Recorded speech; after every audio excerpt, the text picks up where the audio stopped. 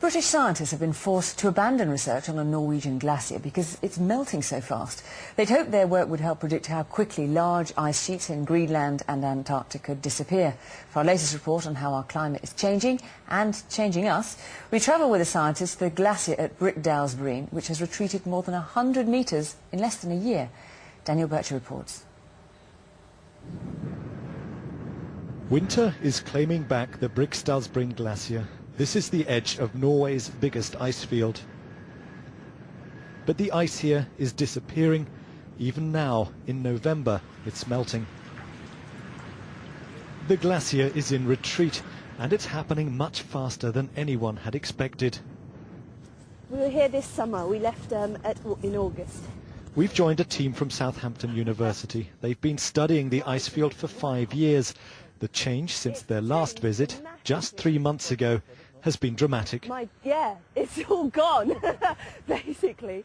That central piece there, that was all covered in ice when you were here last? Yeah, and that absolutely. was just 3 months ago. So. Yeah, I can't believe it. It's all gone. The whole central bit's just collapsed.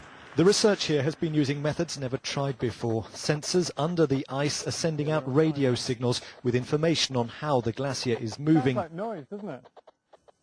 This glacier has been retreating for some time, but it's the pace of change that's alarming scientists. Even last year, the ice would have been way above my head here. This was the edge of the glacier then, but it's now moved more than 100 metres further back. And that's a big problem for the researchers. They didn't have time to recover some of their most important equipment, which is now somewhere down in that lake. But they're in luck. They find it partly submerged in the icy water. Inside this case, a receiver that's been collecting vital data. But it's in bad shape. Okay. What should we find inside? Oh, that's clever. It's full of water. With the electronics soaked, it's unlikely this will yield much of use, but they remain optimistic. Well, we're hoping this data will have communicated to some of the probes, hopefully just when the ice was collapsing at its most exciting point. And so we'll find out what that kind of data looks like for the first time. The good news is that they already have measurements going back over 2 years, and they're confident they'll help predict how these giant reservoirs of ice may respond to a warming world. What we're learning about how the ice moves and how it moves over the sediment underneath it, we can then apply to other areas of the globe, such as Greenland and Antarctica.